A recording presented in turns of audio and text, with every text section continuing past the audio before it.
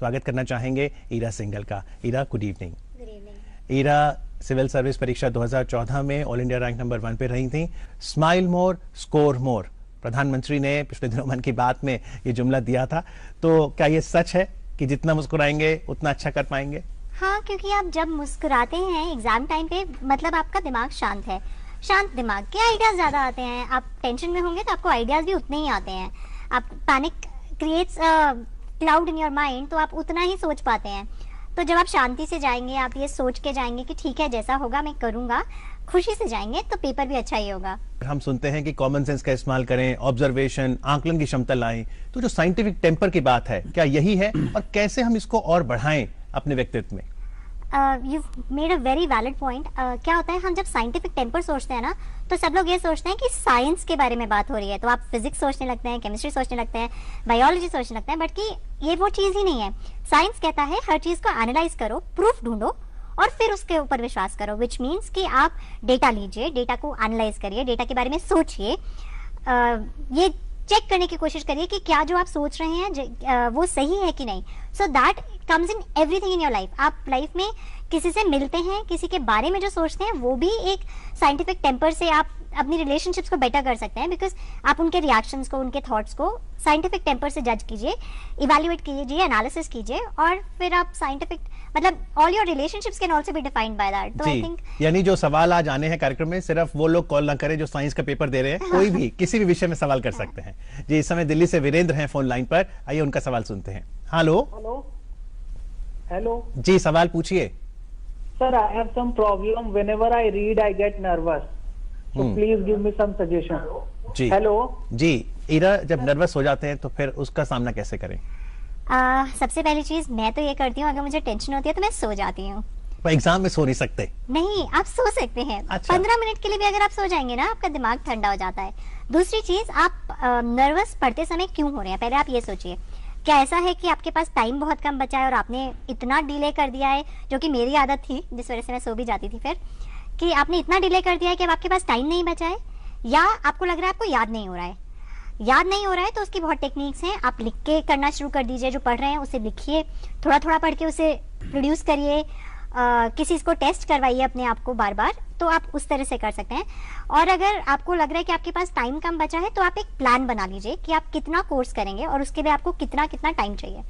एक आपके पास स्ट्रक्चर हो जाता है, प्लान हो जाता है, तो थोड़ी नर्वसनेस कम हो जाती है, बिकॉज आपको पता है आप कहाँ पे हैं, अपने टारगेट से कितना दूर हैं और कितनी इजीली आप पहुंच सकते हैं। जी, तो बहुत जरूरी है कि अगर नर्वसनेस हो, जो भी काम कर रहे हैं उसको थोड़ी देर रोक दीजिए, और जब आप थोड़ी देर आराम करेंगे तो आप वापस अच्छा कर सकते हैं। ये बोर्ड का ज्यादा हुआ बन जाता है ईरा? हाँ, अगर आप प्रैक्टिकली देखें तो बोर्ड के क्वेश्चंस एक्चुअली आपके 11th क्लास के स्कूल के क्वेश्चन से सिंपल होते हैं, पर क्योंकि दुनिया आपको उससे जज करती है, तो प्रॉब्लम क्या है ना, हर चीज़ वो इम्पोर्टेंट हो जाती है जो दुनिया आपको जिस पैरामीटर से जज करने वाली है। तो क्योंकि दुनिया आपको बोर्ड के पैरामीटर से जज करेगी, तो वो इतना बड़ा टेंशन की चीज़ बन जाती है कि बेचारे बच्चे को जो आता होता है वो भी आधा भूल जाते हैं। अगर कॉमन सेंस से देखें तो ये भी एक एग्जाम ही तो है, जिसमें आपके जान पहचान के नहीं, दूसरे टीचर ने जज करना है, पर उससे आपको फर्क क्या पड़ता है? आपने जो पढ़ा है आपको वही प्रोड्यूस करना है।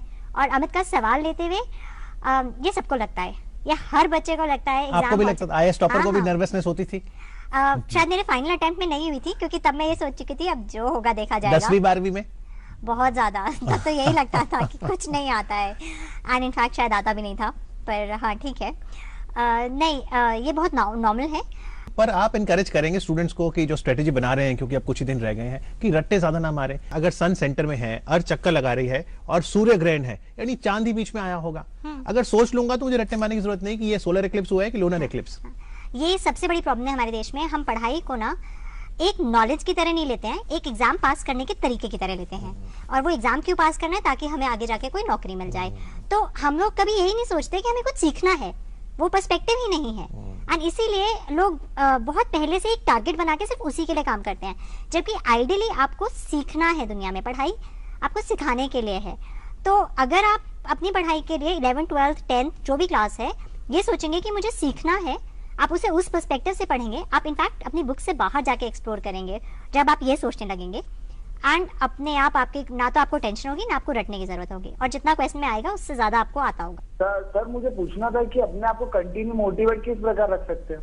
जी, कंटिन्यूअसली मोटिवेटेड कैसे रखें ईरा? ओके, सबसे बड़ी बात यह है कि कोई भी नहीं होता है, कंटिन्यूअसली मोटिवेट होना इम्पॉसिबल सा ही है।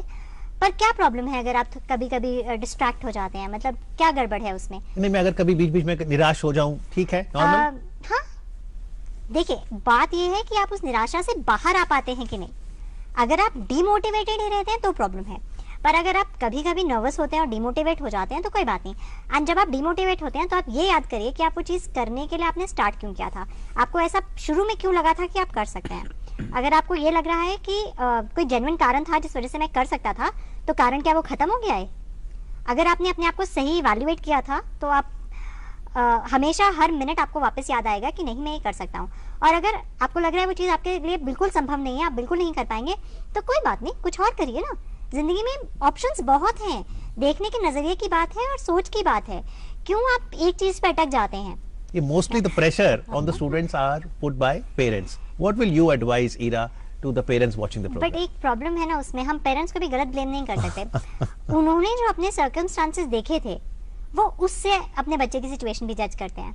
एंड कई बार क्या होता है, पेरेंट्स का उस सिचुएशन पे कंट्रोल नहीं है, वो डिफाइन नहीं कर पा रहे कि मेरा बच्चा कितना पढ़ता है, कितना उसे आता है और वो एग्जाम में कैसा करेगा, जिस वजह से उन्हें पैनिक हो जाता है। मतलब हमें पैनिक कब होता है? जब हमारा कंट्रोल नहीं है सिचुएशन पे। तो बहुत नेचुरल है कि पेरेंट्स का ये पैनिक हो, बट पेरेंट्स को ये समझना पड़ेगा कि आप पैनिक कर क्यों रहे हैं। आपको ये नहीं पता कि बच्चे को कितना आता है, आप सिर्फ अपने पर्सपेक्टिव से जज कर रहे हैं क्योंकि आपने देखा कि उसने कुछ नहीं किया या उसने आपके हिसाब से कम पढ़ा, या आपको ये नहीं पता कि बाकियों ने कितना पढ़ा है, तो आप उस हिसाब से अपने बच्चे को जज करके सोच रहे हैं कि शायद इसने कम किया है, और फिर आप पैनिक हो जाते हैं। तो पॉइंट ये है, आप ये समझिए कि एज पेरेंट्स कि आप क्यों ये सोच रहे हैं। एंड दूसरा, don't transmit your fears to your child.